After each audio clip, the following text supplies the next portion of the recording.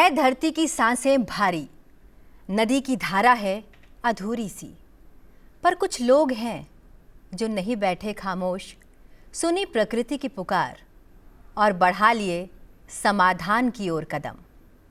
और ये कदम है प्रकृति की ओर। आज हम ऐसे ही प्रयासों, ऐसे ही प्रेरणा स्रोतों से मिलने जा रहे हैं जो सिर्फ सोचते नहीं बल्कि धरती माँ के लिए कुछ करके दिखाते हैं। नमस्कार, मैं दीक्षा कोहली, नेचर एंड यू में आप सभी का हार्दिक स्वागत है। और आइए आज इस कार्यक्रम के माध्यम से एक कदम बढ़ाएंगे प्रकृति की ओर।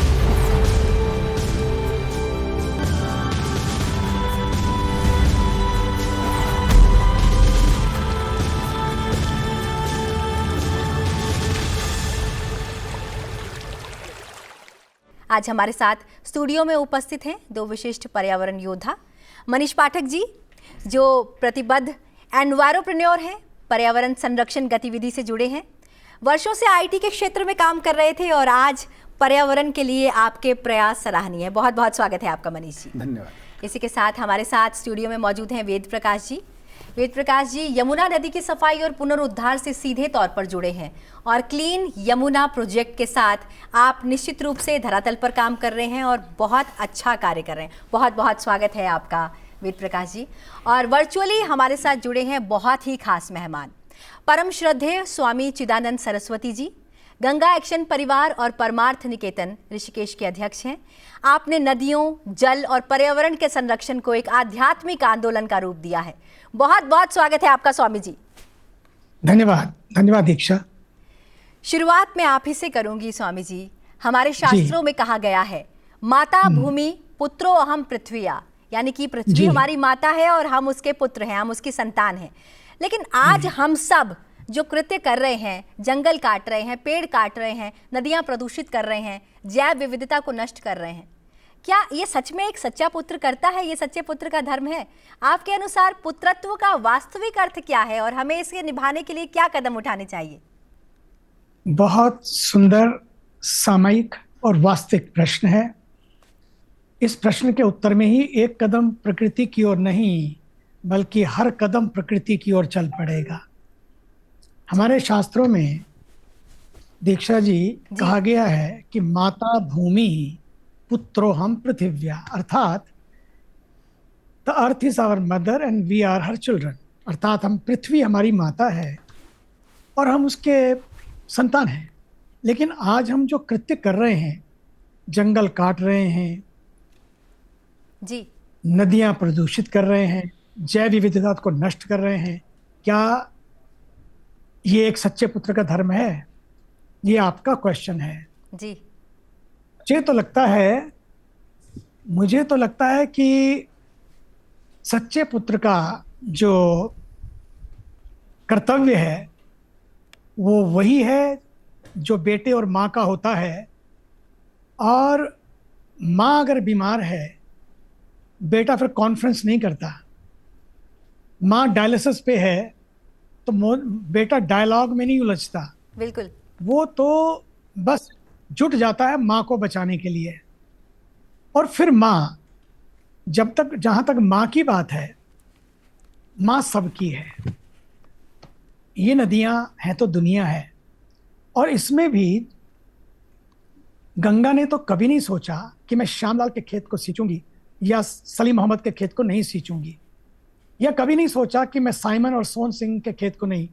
श्याम हो या सलीम हो, सोहन सिंह हो या साइमन हो, गंगा तो सबको हमेशा सींचती ही रही है, सींचती रही है। दिलों को भी सींचा और 500 मिलियन लोगों को वो सींचती जा रही है। 500 मिलियन लोगों को। और 500 मिलियन लोगों को जब गंगा सींच रही है तो केवल उनके खेतों को नहीं बल्कि उनके दिलों को भी सींच रही है। इसलिए अब हमें भी चाहिए कि हम अगर चाहते हैं ये विकास की धारा चलती रहे तो हमें माँ गंगा के तट को ग्रीन कॉरिडोर से युक्त करना होगा, अधिक से अधिक वृक्षारोपण करना होगा, जल और ऊर्जा की बर्बादी को रोकना होगा, सिंगल यूज प्लास्टिक को त्याग करना होगा और हरित जीवन शैली को अपनाना होगा। जी। पुत्रत्व, यही पुत्रत्व की सच्ची परीक्षा और यही उसकी सेवा है। बिल्कुल हमारी धरा के प्रति जो श्रद्धा है और हमारा कर्तव्य है,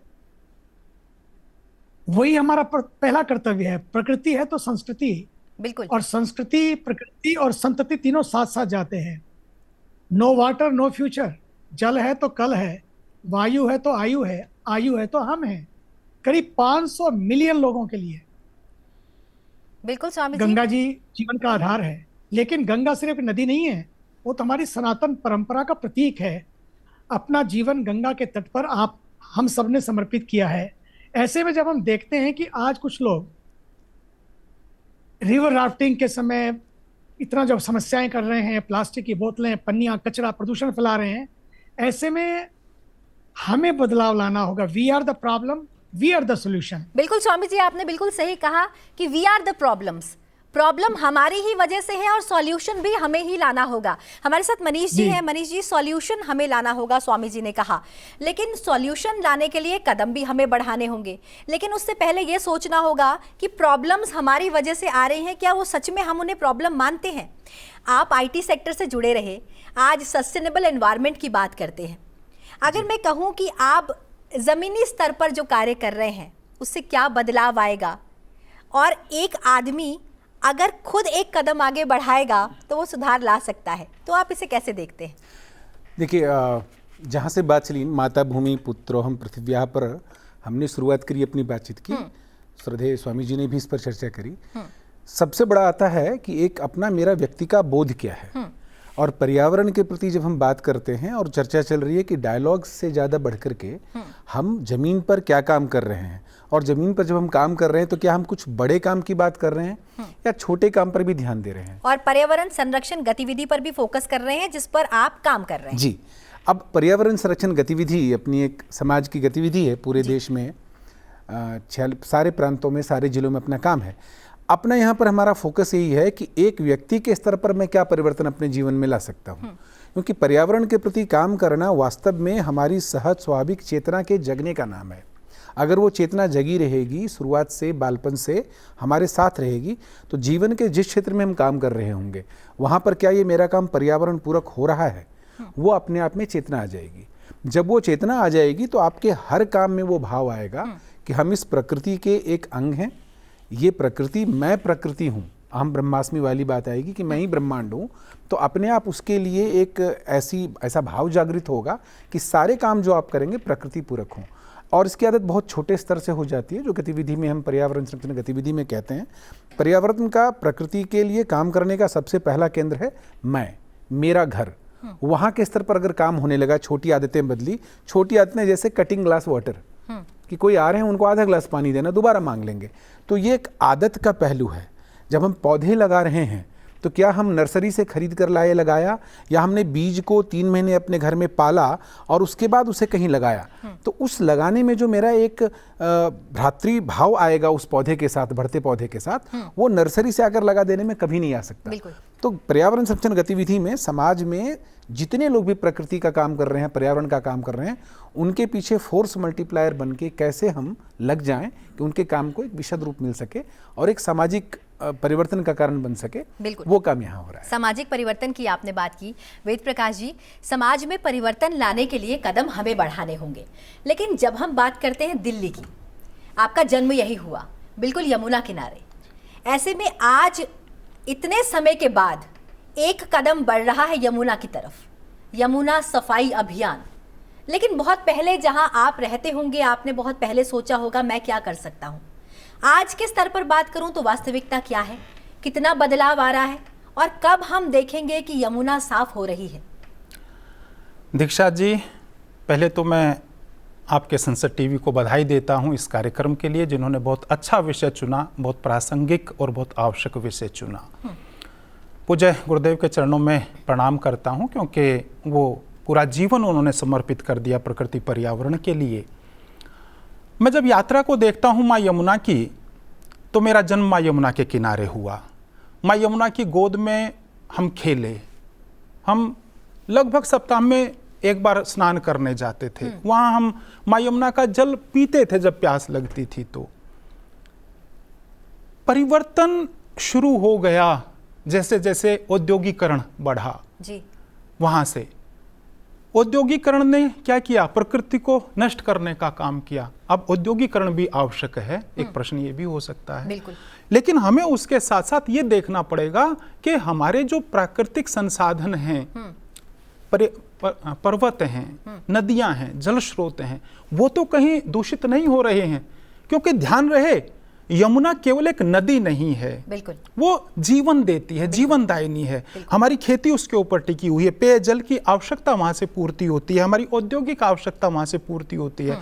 अर्थ का एक बड़ा तंत्र है। जो बात आपने कही कि आज हम कहाँ खड़े हैं, उसमें क्या उम्मीद नजर आती है। निश्चित रूप से आज का ये समय हमारे लिए है, हम क्या थे, क्या हो गए और क्या होंगे अभी, आओ मिलकर विचारें। आज ये समस्याएं सभी, क्या बात है? आज हमने विचार करना शुरू किया है। क्योंकि मुझे कोई संकोच नहीं ये कहने में, आज से पहले तो हमने इसको एक गंभीर समस्या मानकर कभी विचार ही नहीं किया तो वो केवल दिखावे के लिए किया, अन्यथा माँ यमुना की ये बदहाली नहीं होती। जब मास्टर प्लान 1993 में बना, जिसमें जापान ने भी हमें सहयोग किया, क्यों नहीं वो धरातल पर उतरा? उसके लिए जिम्मेदार कौन है? क्या वो समाज के, उस नदी के और समूची मानवता के लिए, उनके नुकसान के लिए जवाबदेह नहीं है? बिल्कुल। मेरे ये सारी बातें मैं रख रहा हूँ इस रूप में। बिल्कुल, यमुना पर आपने बात की, आपने कहा वो जीवनदायिनी है, हमारे जीवन का आधार है। बिल्कुल उसी तरह गंगा, जिसे हम माँ कहते हैं, पूज्य स्वामी जी आपसे बात करना चाहूँगी। करीब 500 मिलियन लोगों के लिए गंगा जीवन का आधार है, आपने ही कहा। लेकिन गंगा सिर्फ एक नदी नहीं है, वो तो हमारी सनातन परंपरा का प्रतीक है। आपने भी अपना जीवन गंगा तट पर ही समर्पित किया है। ऐसे में जब हम देखते हैं कि आज कुछ लोग उसे सिर्फ रिवर राफ्टिंग तक सीमित किए हुए हैं, उसी माँ गंगा में प्लास्टिक की बोतलें डाल रहे हैं, पनिया, कचरा, प्रदूषण फैला रहे हैं, ऐसे में हम बदलाव कैसे ला सकते हैं? देखिए, पहले तो ये बात लानी पड़ेगी कि माँ गंगा मात्र एक जल धारा नहीं है जी। ये मुक्ति की धारा है, संस्कारों की जननी, आस्था की अभिव्यक्ति और संजीवनी शक्ति का भी स्रोत है। और मुझे तो लगता है, मैं तो बचपन से ही गंगा तट पे आ गया, मुझे तो लगता है 2525 किलोमीटर का ये चलता फिरता मंदिर है। लगभग 500 मिलियन, जैसा कि आपने कहा, लोगों के लिए जीवन रेखा है। लेकिन उससे भी बढ़ के वो हमारी आध्यात्मिक माँ है। मैंने स्वयं अपना जीवन माँ गंगा की सेवा में अर्पित किया, क्योंकि मैंने उसे अनुभव किया, महसूस किया। गंगा जी के तटों पर ये जो आरती का क्रम शुरू किया, हरिद्वार की आरती जो आदरणीय पंडित भारत रत्न पंडित मदन मोहन मालवीय जी ने शुरू की थी, उसके बाद मुझे लगा कि ये प्रवाह आने वाले समय में पूरे विश्व तक पहुंचना चाहिए।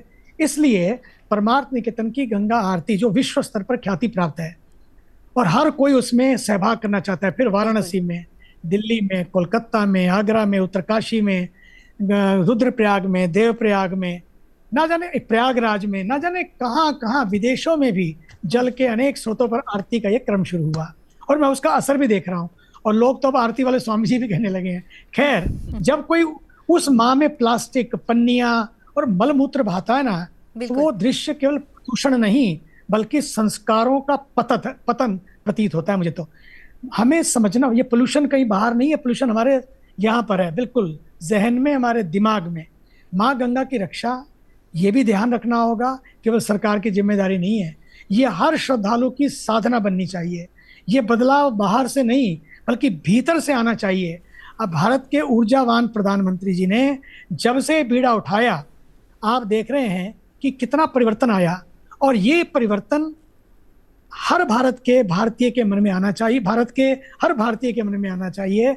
जब माँ गंगा को हम नदी नहीं, माँ मानकर व्यवहार करेंगे ना, तभी सच में ये परिवर्तन आएगा। हर घर से, हर घाट से, हर हृदय से गंगा को गंदगी नहीं, गरिमा मिले।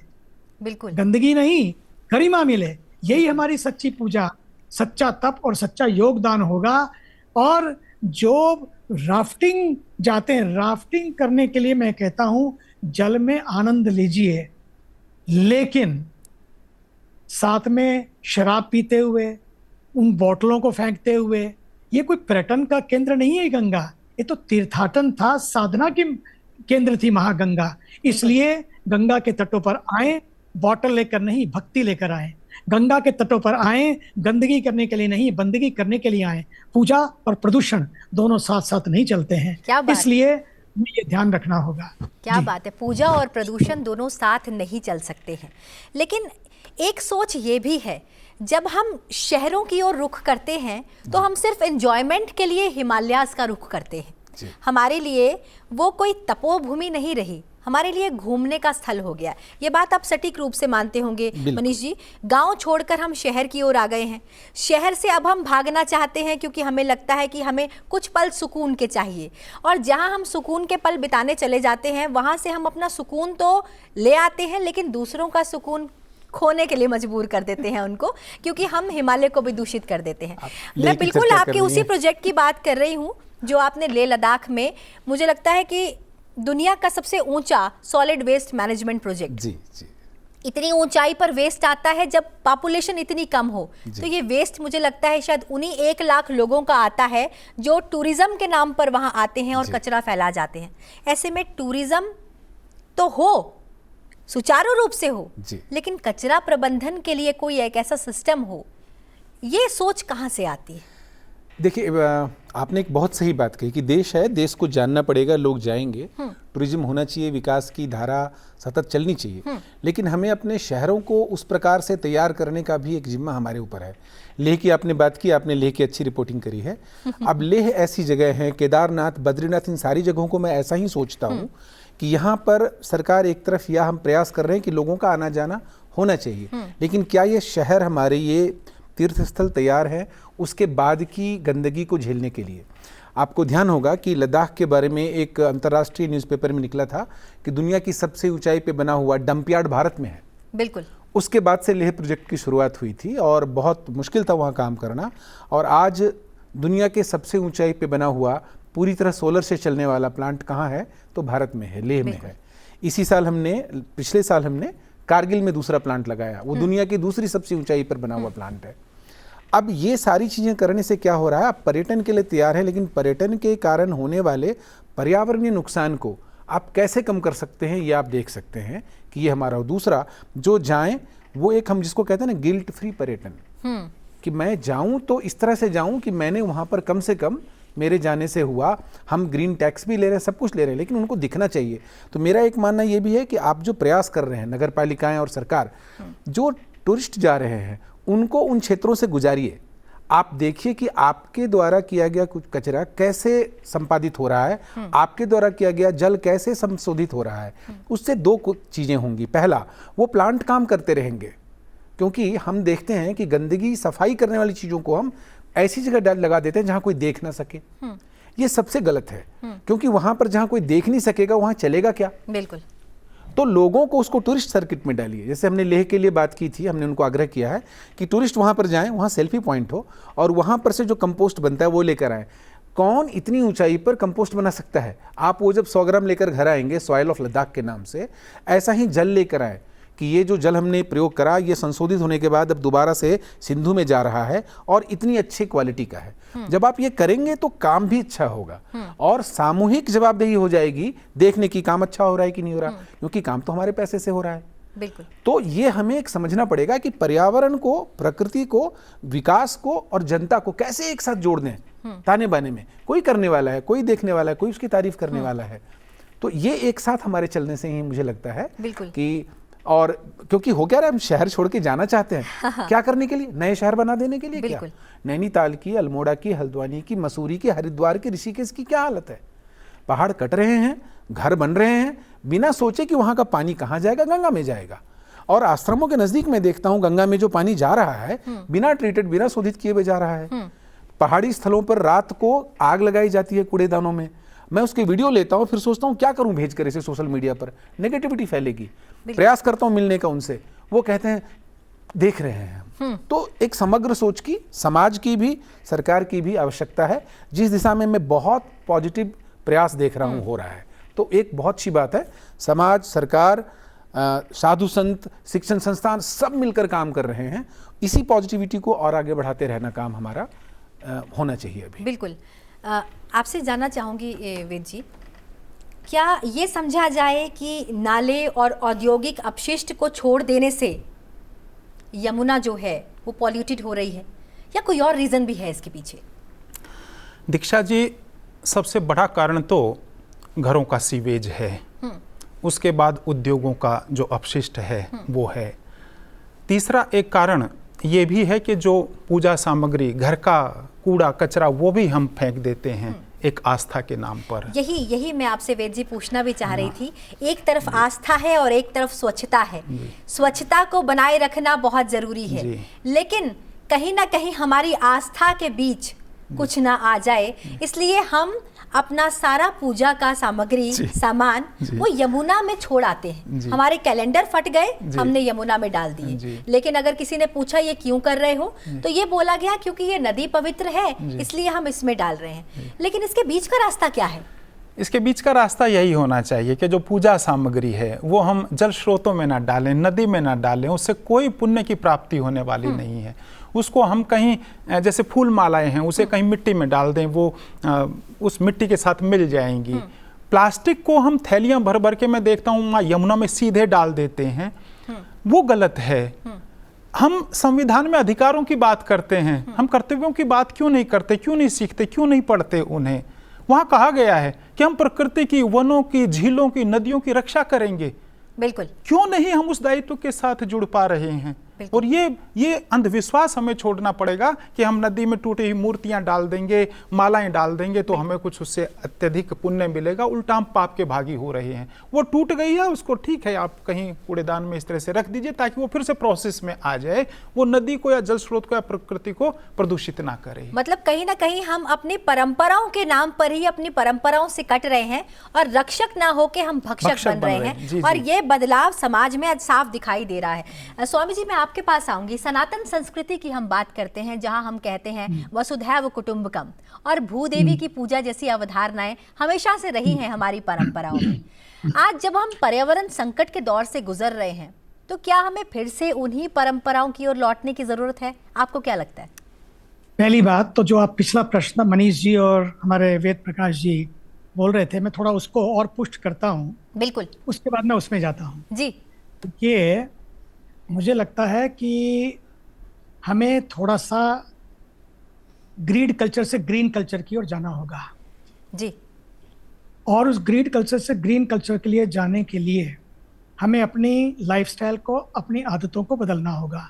और हमारी जो आर्थिकी है उसको भी एक नई दिशा देनी होगी कि जो प्रकृति को दोहन नहीं, पोषण करे। इकोनॉमी से इकोलॉजी, इकोनॉमी से इकोलॉजी, ऐसे उद्यम जो नदी को संसाधन नहीं संबंध माने। Sustainable tourism, green startup, eco friendly innovation, ये सब आधुनिक यज्ञ बन सकते हैं यदि उनमें संवेदना, साधना और संस्कार की आहुतियां दी जाएं तो जी। क्योंकि spirituality is the key to sustainability. जब आध्यात्मिक दृष्टि से प्रकृति को देखेंगे तभी सच्चा विकास संभव होगा। हमें आज यही समय है, हमारे ध्यान को धंधे से नहीं जोड़ना होगा, बल्कि हमें इससे ऊपर उठना होगा। बल्कि धंधा ऐसा बने, ध्यान धंधा ना बने, बल्कि धंधा ही हमारा ध्यानमय हो, ताकि हम इन चीज़ों का भी ध्यान रखते हुए आगे बढ़ें। हमने ये भी प्रयास किया है समाज में जागरूकता लाने के लिए कि नदियों के किनारे ग्रीन कॉरिडोर हो, ग्रीन क्रिमेटोरियम हो, ग्रीन कॉरिडोर पेड़ लगाकर हो, ग्रीन क्रिमेटोरियम जो हो। हम हर गांव के पास अपना शमशान गृह होता है। जब हम वहां पर दाह संस्कार करते हैं तो हम सोचते हैं वहां से हमने चौथे दिन फूल उठाए और जाके गंगा जी में डाल दिए। नहीं, मुझे लगता है कि परंपरा भी बचे, पर्यावरण भी बचे। इसके लिए थोड़े से हम फूल ले जाकर गंगा जी में अर्पित करें, पूजा कराएं। उसके बाद बाकी उन्हीं किनारों पर हमारे कॉरिडोर बने, वहां पर गड्ढे खोदकर जब लोग बैठे हैं उदासीनता में, वहीं से उठकर वो लोग सारे के सारे परिवार के लोग, 2-3 लोग कर रहे हैं संस्कार, बाकी लोग बैठे होते हैं। वो जाकर गड्ढे खोदकर वहां पर उन्हीं फूलों को बाद में जो अस्थियां होती हैं उसमें डालें और एक पौधा लगाएं। पिताजी पेड़ बन के आएंगे पक्षियों के लिए, जीते जी भी देते रहे और जाने के बाद भी देते रहे। पक्षियों को, पर्यावरण को, समाज को, गरीबों के लिए कितने फल फूल बन के पौधे लग जाएंगे वहां पर। अतिक्रमण भी नहीं होगा। ग्रीन कॉरिडोर बन जाएंगे, वृक्षारोपण होगा, ग्लोबल वार्मिंग, क्लाइमेट चेंज, इन सब का समाधान भी हो जाएगा। इसलिए अब आते हैं आपके पिछले प्रश्न पर। मुझे तो लगता है कि निस्संदेह आज का जो पर्यावरण संकट है ना, वो केवल भौतिक संकट नहीं है, ये मानव चेतना और चिंतन के वैचारिक प्रदूषण का परिणाम है। मैं तो कहूंगा कि जो वैचारिक प्रदूषण है ये सबसे बड़ा प्रदूषण फैला रहा है। इसलिए हमें विचारों की वैक्सीन के द्वारा अपने विचारों को शुद्ध करना होगा। सनातन संस्कृति ने हमें हजारों वर्षों पहले ही ईशावास्यमिदं सर्वम यत्किंच जगत्याम जगत तेन त्यक्तेन भुंजीथा मां गृदः कस्यचिद्धनम, अर्थात इस संपूर्ण सृष्टि, ये जो संपूर्ण सृष्टि है वो ईश्वर से व्याप्त है। उनके कण कण में भगवान का दिव्य प्रवेश है और उनका संदेश है कि जब हम हर वृक्ष, नदी, पर्वत और जीव में ईश्वर की उपस्थिति का अनुभव करेंगे ना, तो फिर हम उनका शोषण नहीं, उनका संरक्षण करते हैं। वसुधैव कुटुंबकम केवल एक मंत्र नहीं, एक श्लोक नहीं, एक जीवंत दृष्टिकोण है जहाँ पृथ्वी माँ है और हर जीव उसकी संतान है।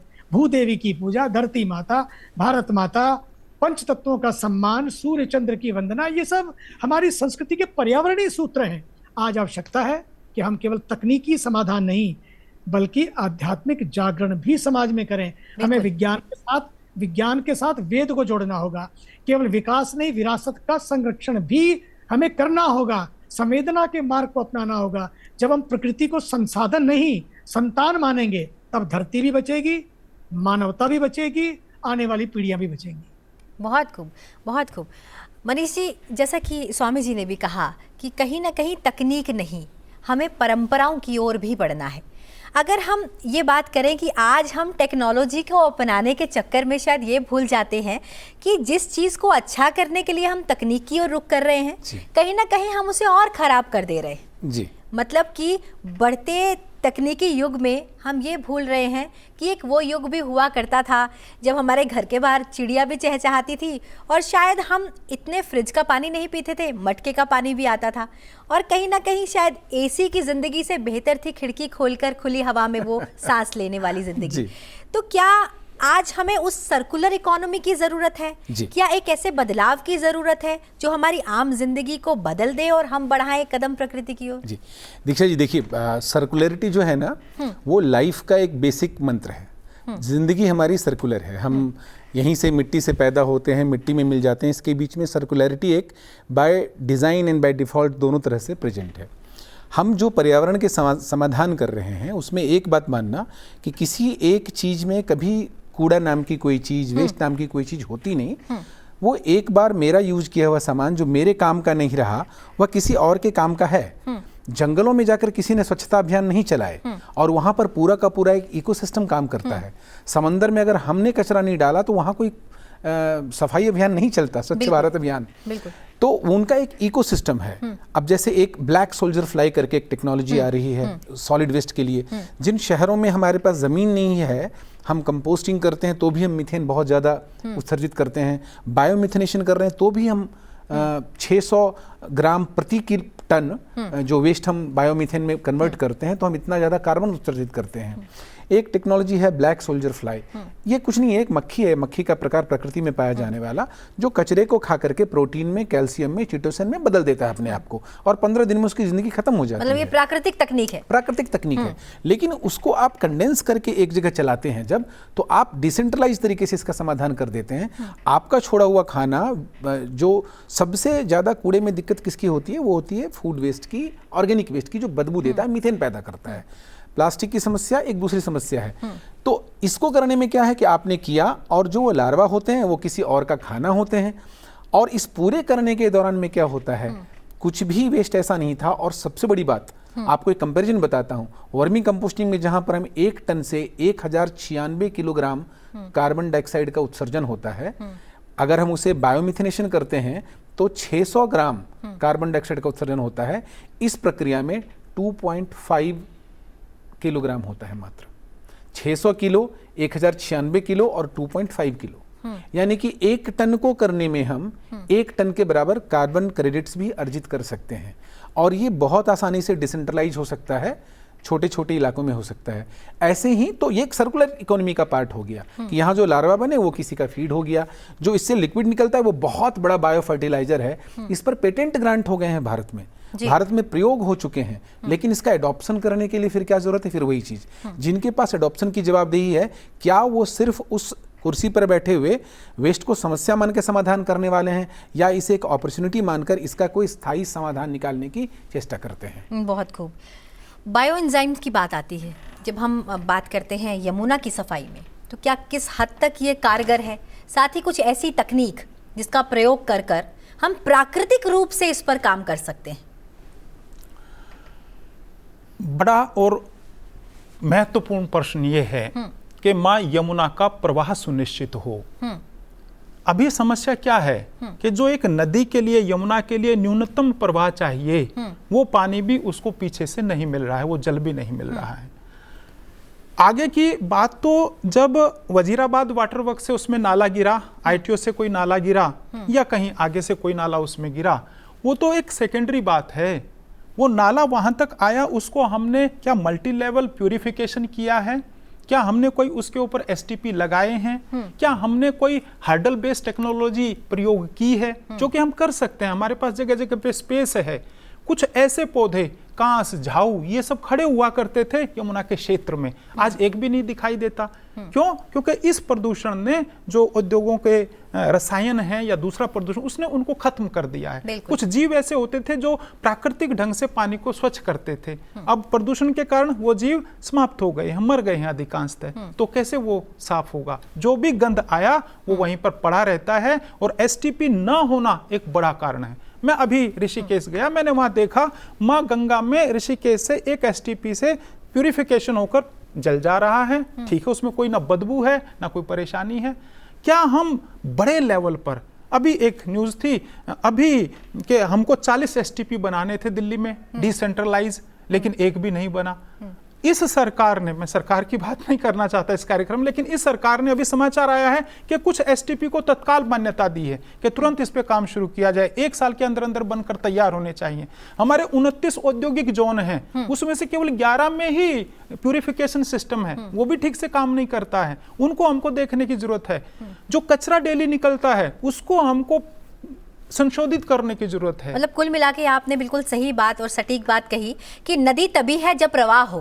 यदि प्रवाह ही नहीं तो वो नदी नहीं, क्योंकि रुका हुआ पानी तो नदी नहीं कहलाता। इसमें एक चीज इसमें और जोड़ूंगा, 1994 का यमुना नदी जल समझौता है, वो 94 में हुआ था, जहां पर यह था कि 10 क्यूसेक पानी यमुना के प्रवाह के लिए छोड़ा ही जाएगा।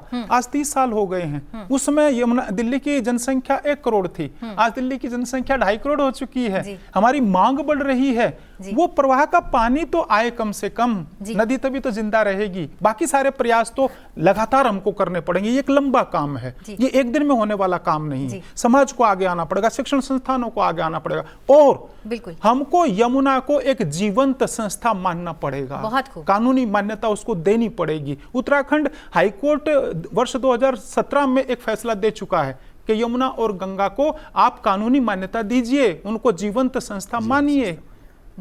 फिर जो उसका उल्लंघन करेंगे उनको दंड का आपने क्या प्रावधान किया? मेरी फैक्ट्री है, मेरा बिना शोधित किए हुए सीधा कचरा यमुना में या जल स्रोतों में जाता है, मुझे कोई भय नहीं है। क्यों? क्या कानून का जो भय है वो नहीं होना चाहिए? बिना उस भय के मुझे लगता है ये काम फिर धीमी गति से होगा। बिल्कुल। जल को लेकर 2 चीज जो आपने कही ना, आपने पर्यावरण संरक्षण गतिविधि की भी चर्चा की थी। तो हमारा प्रयास क्या होता है कि घर में हम शोधन कर सकें अपने कुछ कचरे का कंपोस्ट बनाने के लिए। और दूसरा जो बायो एंजाइम को लेकर के बात है, एक बहुत बड़ा आंदोलन बन सकता है दीक्षा जी। और हमने सारे विदेशी कंपनियां केमिकल क्लीनिंग ट्रीटमेंट्स लेकर, क्लीनिंग मेथड्स लेकर आ रही हैं बड़े ऐड के साथ। अकेला ये बायो एंजाइम देश में कम से कम 10,000 सेल्फ हेल्प ग्रुप को रोजगार दे सकता है, क्योंकि स्वच्छता के लिए ये बायो एंजाइम खरीदना, प्रयोग करना हमारी एक आवश्यकता है। और अगर हमारे प्रोडक्ट ऐसे नहीं रहेंगे, कुछ और यूज हो जाएगा। आप याद कीजिएगा, एक बार यमुना के किनारे श्री श्री रविशंकर जी का कार्यक्रम हुआ था, और तब बायो एंजाइम का बहुत बड़े स्तर पर प्रयोग हुआ था। ये बायो एंजाइम वास्तव में हमारे फलों के छिलके और इस तरह के तत्वों से बनते हैं, नीम की पत्तियां, इनसे बनते सकते हैं, लेकिन आवश्यकता ये है कि उसको स्टैंडर्डाइज प्रोसेस करके पैकेजिंग हो, मार्केटिंग हो, और फिर वो समाज में हमारा एक कॉमर्शियली कॉम्पिटिटिव प्रोडक्ट बन करके जाए। उसके दिशा में भी कुछ ऑर्गेनाइजेशन काम कर रहे हैं। कम से कम ऐसे 100 लोग हैं जो देश भर में बायोएंजाइम क्रांति के लिए काम कर रहे हैं। मतलब कुल मिला के ये क्लासेस का काम नहीं, मासेस का काम है। एक साथ मासेस को आगे आना होगा, तभी बदलाव संभव है। स्वामी जी, आपके पास आऊंगी। आपके नेतृत्व में गंगा एक्शन परिवार और ग्लोबल इंटरफेथ वॉश अलायंस जैसे प्रयास हुए हैं, जो न केवल पर्यावरणीय अभियान है बल्कि आध्यात्मिक चेतना से भी प्रेरित है। आपको क्या लगता है कि आध्यात्म और पर्यावरण की लड़ाई को एक साथ लड़ा जाना चाहिए? दीक्षा, आज इसी दीक्षा की आवश्यकता है कि बिल्कुल अध्यात्म और पर्यावरण की लड़ाई एक दूसरे से अलग नहीं है बल्कि पूरक है। गंगा एक्शन परिवार और ग्लोबल इंटरफेथ वॉश अलायंस आज यूनिसेफ से भी, हमारे यहाँ पर यूनिसेफ से भी, सभी धर्मों से सारे हेड्स आए हुए हैं यहाँ पर।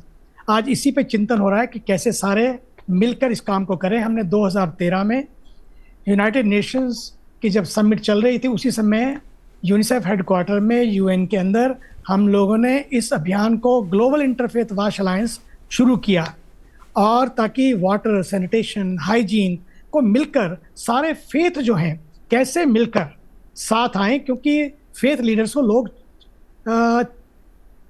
सुनते हैं, वो लोग डील नहीं करते, वो लीड करते हैं लोगों को, तो उसको लोग सुनते हैं। इसलिए ऐसे प्रयासों की जड़ें केवल अभियानों में नहीं, अंतरात्मा की पुकार में है।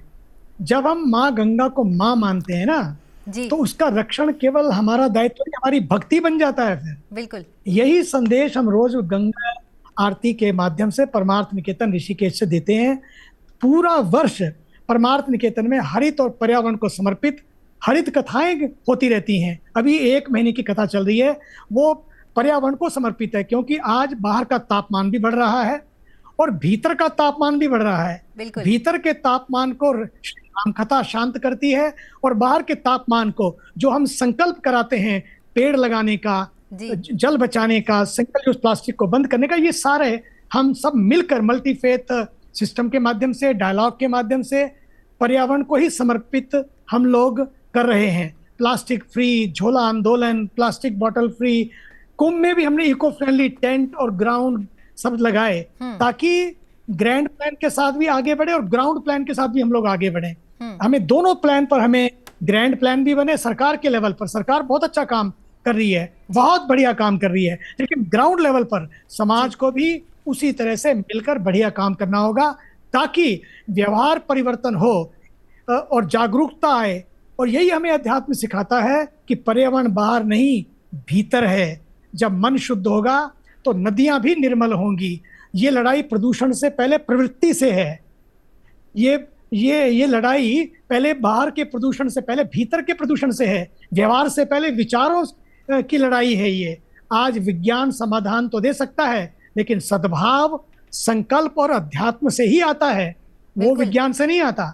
जब साधु संत, इमाम, पादरी, सारे धर्म के धर्मगुरु एक साथ जल, जीवन और जन के लिए उठ के खड़े हो जाते हैं ना, तो वो आंदोलन नहीं, आशीर्वाद बन जाता है। इसलिए यदि धरती को बचाना है तो धर्म और धरा दोनों को एक सूत्र में पिरोना ही होगा। यही समय की पुकार है, और यही भारत के ऊर्जावान, यशस्वी, तपस्वी प्रधानमंत्री जी बार बार कहते हैं कि 140 करोड़ लोगों का ये आंदोलन है। ये जल आंदोलन नहीं, ये जन आंदोलन बने। ये जल अभियान नहीं, जन अभियान बने। ये जल क्रांति नहीं, जन क्रांति बने। स्वामी जी, जन क्रांति की बात की, अभियान की आपने बात की। सनातन परंपरा में यज्ञ केवल अग्नि में आहुति देने तक सीमित नहीं है, ये तो समर्पण, संरक्षण और सामूहिक कल्याण का प्रतीक रहा है।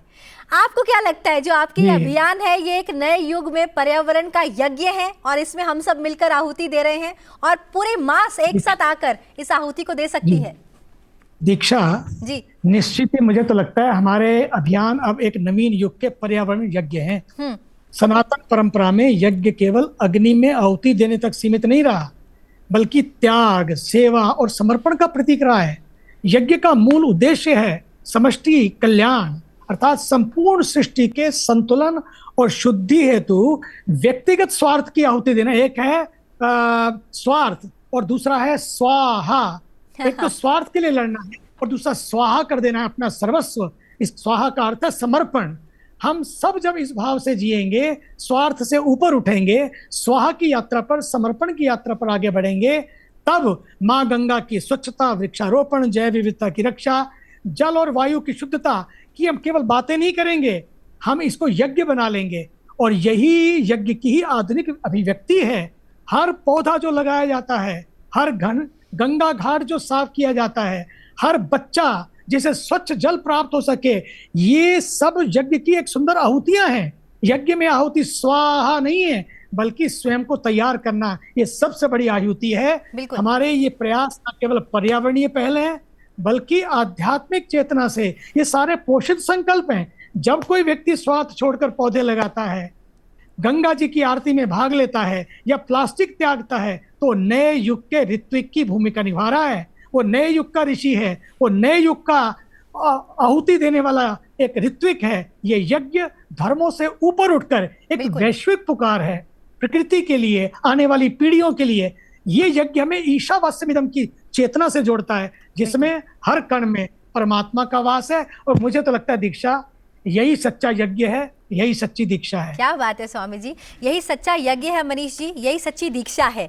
स्वामी जी ने ये तो कह दिया, लेकिन ये शुरुआत जो इस यज्ञ की आहुति डालने की है, क्या ये उस स्तर से नहीं की जानी चाहिए जिसे हम भारत का भविष्य कहेंगे? क्या ये जो सस्टेनेबल एनवायरनमेंट प्रैक्टिसेस हैं, ये बहुत छोटे होते से हमें नहीं सिखाने शुरू कर देने चाहिए? एक ज़माना था जब हमारे दादाजी थैला लेकर जाया करते थे, लेकिन आज एक छोटा बच्चा प्लास्टिक का पैकेट मांगता है, उसे सिखाया जा रहा है। क्या ये बदलाव इस स्तर से नहीं लाना चाहिए कि सस्टेनेबल एनवायरमेंटल प्रैक्टिसेस उस लेवल से शुरू हो जाएं कि आने वाले समय में एक बड़ा बदलाव लाए? आप क्या कहेंगे? बहुत ही बढ़िया आपने कहा। और पूज्य स्वामी जी ने भी जो एक बात कही कि स्वाहा, जो लोग, खास करके मैं दो बातें कहूँगा। एक है घर के स्तर पर और बालकों के स्तर पर, बच्चों के स्तर पर परिवर्तन जो समाज में गतिविधि कर रही है या और बाकी ऑर्गेनाइजेशन कर रहे हैं, गतिविधि उसको एक जोर दे रही है। दूसरा एक जो मेरा मानना है, बहुत ज़्यादा स्वाहा में एक शब्द छुपा है जहां पर कि मैं कहता हूं मैं अपना होम करता हूं। जो आपने शुरुआत भी की थी कि आपने 10 साल आईटी में रहे, अमेरिका रहे, फिर छोड़कर आए। आपको जब एक लेवल पर जाते हैं, आप एक काम करते हैं, फिर मन में आता है कि अगला अब पर्पसफुल काम ये करना है। हमें ये मानना है कि जो एक सिस्टम में, गवर्नमेंट के सिस्टम में जिन लोगों पर जवाबदेही है पर्यावरण से जुड़े हुए चीज़ों को करने की, चाहे वेस्ट वाटर ट्रीटमेंट हो, सॉलिड वेस्ट मैनेजमेंट हो, वो सिर्फ उनकी एडमिनिस्ट्रेटिव कैपेबिलिटी पर नहीं होनी चाहिए। वो वहाँ वो लोग हों जिनका सरोकार है इससे, जो जुड़े हुए हैं इससे, जिनकी बायो में दिखता है कि वो सुबह उठते हैं और पत्तों को छू करके महसूस कर लेते हैं कि इसको पानी मिला कि नहीं मिला। उस व्यक्ति को आप कीजिए, क्योंकि ये एक नॉर्मल मैकेनिकल सिटी मैनेजमेंट का हिस्सा नहीं है। ये एक लाइव सिस्टम्स हैं, उसके लिए संवेदनशील लोगों की जरूरत है होने की। ये सिर्फ tender, document, mechanical systems, technology लगा देना वो नहीं है। सरोकार वाले लोग आएंगे तो सरोकार वाले सॉल्यूशंस आएंगे, समाधान आएंगे, उसकी बहुत ज्यादा आवश्यकता है। सरोकार वाले सॉल्यूशंस की बहुत जरूरत है। वेद जी, एक सवाल मेरा जरूर रहेगा, जो प्रदूषण है वो तो लगातार बढ़ रहा है, पारा भी लगातार चढ़ रहा है। जो हमारी 6 ऋतुएं होती थी भारत में, जो सिर्फ भारत में ही होती थी, आज वो कहीं लुप्त हो रही है। गर्मी में सर्दी का एहसास है, सर्दी में समझ ही नहीं आ रहा कि सर्दी है या गर्मी। और बहुत ज्यादा हीट वेव्स के समय में हम ओले देख रहे हैं जो दिल्ली में पड़ रहे हैं। समझ नहीं आ रहा ये मौसम हमें किस ओर लेकर जा रहा है, लेकिन दिशा हमें तय करनी होगी। आपको क्या लगता है कि दिशा कैसे तय हो सकती है? सामूहिक प्रयास करने होंगे, क्योंकि ये जो विपरीतता बनी है प्रकृति की, असंतुलन बना है, इसके कारण भी तो हम ही हैं, हमने ही तो किया है। आज आपको बताऊं, दुनिया की 1/3 आबादी जलवायु परिवर्तन से, ग्लोबल वार्मिंग से जूझ रही है। बिल्कुल। एक भारी संख्या ऐसी है जहां पर लोगों को पीने के लिए जल नहीं उपलब्ध है। हमारा सौभाग्य है कि इस देश में नदियां हैं। हम नदी बना नहीं सकते, लेकिन उनको बचा तो सकते हैं। हम जल बना नहीं सकते, उसको बचा तो सकते हैं। ये हमारा दायित्व है। और हमारे यहाँ तो जब पूजा करते हैं तो वहाँ है ना, ओम द्यो शांति, अंतरिक्ष शांति, रापः शांति, रोक्ष दया शांति, सभी की शांति की बात करते हैं। क्या पंच तत्व, ये शरीर 5 तत्वों से बना है। जब तक हम इस बात को समझेंगे नहीं, 5 तत्वों का पुत्रा देही इसका नाम, पर्यावरण और कुछ अलग नहीं है, उन 5 तत्वों से ही बनकर मिलकर बना है। हमें उनको समझना ही होगा। जो अभियान चला वो केवल अभियान ना रहे, और मैं तो ये कहता हूं कि अब माँ यमुना के लिए खास तौर से नमामि यमुने योजना हमें लेकर आनी चाहिए। जैसे नमामि गंगे योजना हम लेकर आए, अलग से हमको व्यवस्था करनी पड़ेगी। नमामि गंगे के साथ इसको हम जोड़कर देखेंगे तो शायद हम फिर लक्ष्य से और पीछे रहेंगे। जो बात मनीष जी ने कही कि ईमानदार लोग होने चाहिए, समर्पित लोग होने चाहिए, केवल कागजी खाना पूर्ति करते हुए में लंबा समय हो गया, अब वास्तव में धरातल पर आकर काम करने की जरूरत है। वेद जी, पर कहीं ना कहीं योजनाओं से बढ़कर मुझे लगता है कि हमें कदम उठाने की जरूरत है। योजनाएं आएंगी, बदलाव आएगा, सरकार बदलाव लाएगी, संगठन आगे आएंगे, पर जब हम और आप आगे आएंगे मुझे लगता है असली बदलाव तभी आएगा। स्वामी जी, एक छोटा रिएक्शन मैं इस बात पर जरूर लेना चाहूंगी कि आज आध्यात्म की बात होती है, पर्यावरण की बात होती है, क्या उसके बीच एक उद्यमिता शब्द जोड़ा जाए? एक ऐसी उद्यमिता जो प्रकृति के भीतर रहकर उसका सम्मान भी करे और उसे पुनर्जीवित भी करे, क्योंकि हमें विकास की ओर भी बढ़ना है लेकिन प्रकृति का सम्मान भी करना है। इसके बीच का रास्ता क्या? विचार जब व्यवहार बन जाता है ना, चीजें बदलने लगती हैं। दूसरी चीज है सेंस ऑफ बिलोंगिंगनेस, कि जब हमारी एक ओनरशिप हो जाती है ना किसी भी चीज के साथ, तो चीजें बदलती हैं। मेरे घर के आगे मेरे 10 फुट हैं, वो मेरे हैं, लेकिन 10 फुट के बाद वो मेरे नहीं है, तो मैं अपना वाला कचरा भी उस दूसरे वाले 10 फुट में डाल देता हूँ, या बगल का प्लॉट खाली पड़ा हो तो वहां डाल देता हूँ, क्योंकि वो मेरा नहीं है। तो we have to create this sense of ownership and sense of belongingness, कि जो ये सब मेरा है। बिल्कुल। और जिस दिन वो मेरा हो जाता है मैं मरने लगता हूँ उसके लिए। बिल्कुल। नहीं मरने लगते हम लोग? बिल्कुल। बस इतना ही हमें करना है। जिस दिन ये जुड़ाव हो जाएगा ना, बिल्कुल, तो जिसको हम अपना मान लेते हैं उसके लिए अपनी जान दे देते हैं। बस जिस दिन ये होने लगेगा काम बन जाएगा। अगर ये केवल सरकार का रहेगा, बिल्कुल, तो फिर सरकार देखे नहीं, सरकार नहीं, हर एक व्यक्ति को सरोकार होना चाहिए। बिल्कुल, हर व्यक्ति को सरोकार होना चाहिए। स्वामी जी, आप कहते हैं come to nature, be with nature and change your nature. आज के समय में कितना प्रासंगिक। एक छोटा सा अंतिम संदेश आपसे सभी युवाओं के लिए। I think come to nature, be with nature and change your nature, ये केवल एक वाक्य नहीं है, बल्कि आज के समय की सबसे गहरी आध्यात्मिक पुकार है। और जब हम प्रकृति के पास जाते हैं तो हम केवल हरियाली या सुंदरता नहीं, बल्कि स्वयं की सच्ची पहचान से साक्षात्कार करते हैं। We try to understand ourselves, what is happening to me, where do I stand, whether I am becoming bitter और better, whether I am in peace और इन पीसेस, क्योंकि प्रकृति केवल बाहर नहीं भीतर भी है। आज का युवा तेज रफ्तार तनाव और तकनीक के जाल में इतना उलझता जा रहा है, वो खुद में ही खो गया है और उसको लगता है कि बस collection is life. Collection is not life. Collection चाहिए, लेकिन उसके पहले कनेक्शन चाहिए। इसलिए कलेक्शन से आप अलमारियों से अब शेल्फ भर सकते हैं, लेकिन कनेक्शन से आप सेल्फ को भर सकते हैं। तो अलमारियों के शेल्फ भी भरें, लेकिन सेल्फ खाली ना रह जाए। कलेक्शन भी करें, कनेक्शन छूट ना जाए। ऐसे में प्रकृति एक मेडिटेशन, एक गुरु, एक ध्यान का स्थल बन सकती है ये नेचर। इसलिए जब हम पेड़ों के बीच बैठते हैं ना, नदियों की ध्वनि सुनते हैं, सूरज की किरणों को महसूस करते हैं, तो हम एक कनेक्ट महसूस करते हैं। बिल्कुल, आपने सही कहा स्वामी जी। एक कनेक्शन लगातार बरकरार रहता है। बहुत छोटे छोटे रिएक्शन, फाइनल क्या कर सकते हैं, एक कदम आपकी ओर से क्या होगा? मैं ये कहूँगा कि हम सबको आगे आना चाहिए। आज अगर मैं यहाँ बैठा हूँ तो स्वामी जी जैसे बड़े संतों की कृपा से, उनके मार्गदर्शन से बैठा हूँ। ऐसे ही हमारे युवाओं को हमारा संत समाज प्रेरित करे और वो सब मिलकर आए, समस्या का समाधान होगा। बिल्कुल, समस्या का समाधान होगा। एक छोटी सी मैं बस अंत में इतना कहूँगा कि स्वामी जी ने जो बात की शुरुआत की थी कि जिसको तकलीफ होती है माता की चिंता देख करके, वो जमीन पे काम पे लगा रहता है। तो मैं काम पर लगा हूं और हमारा प्रयास है कि कम से कम अगले 5 साल में 1000 से अधिक सेल्फ हेल्प ग्रुप और छोटे उद्यमी जो पर्यावरण के सॉल्यूशन लेकर आ रहे हैं उनको लेकर आएँ। और उसमें आपके कार्यक्रम के माध्यम से मैं स्वामी जी का एक आशीर्वाद चाहूँगा कि उनका इस पर आशीर्वाद रहे, इस इनिशिएटिव पर, क्योंकि इन्होंने शुरुआत की पर्यावरण के प्रति काम करने वाले सैनिटेशन को अध्यात्म के साथ जोड़ करके सामने दिखाने का प्रयास जो स्वामी जी के माध्यम से हुआ बहुत उल्लेखनीय है। तो वो एक प्रयास हमारा होगा कि जो सॉल्यूशन लेकर के आ रहे हैं, बिल्कुल ऐसे लोग आए। और स्वामी जी से बड़े कौन इन्फ्लुएंसर होंगे जो उनके चीजों को दुनिया को बता सकें कि ऐसे सॉल्यूशंस हैं। बिल्कुल, निश्चित रूप से सबको मिलकर काम करना होगा। आपका बहुत बहुत धन्यवाद। आप दोनों खास मेहमानों का स्टूडियो में मौजूद रहे हमारे साथ। साथ ही स्वामी जी, आपका बहुत बहुत धन्यवाद। आपने हमें अपना आशीर्वाद दिया और अपना समय हमें दिया। बहुत बहुत धन्यवाद। अंत में कहना चाहूंगी, जुड़ गए। बहुत बहुत धन्यवाद स्वामी जी। जुड़ गए। और संसद टीवी की तरफ से जो ये कार्यक्रम हुआ है, मैं धन्यवाद देता हूँ। ये संसद टीवी की तरफ से सबका कार्यक्रम बने, सब इसमें जुड़े, बस यही मेरी प्रार्थना है। बहुत बहुत धन्यवाद स्वामी जी। अंत में कहना चाहूंगी कि माटी से जुड़ी मेहनत की जब मिसालें बनती हैं तो नदियां फिर मुस्कुराती हैं और ज़मीं सजती है। तकनीक, तप और तन की ये त्रिवेणी सिर्फ सफाई नहीं, एक नई सभ्यता की नींव रखती है। इसी बात के साथ अभी के लिए दीजिए इजाज़त और बने रहिए संसद टीवी के साथ। नमस्कार।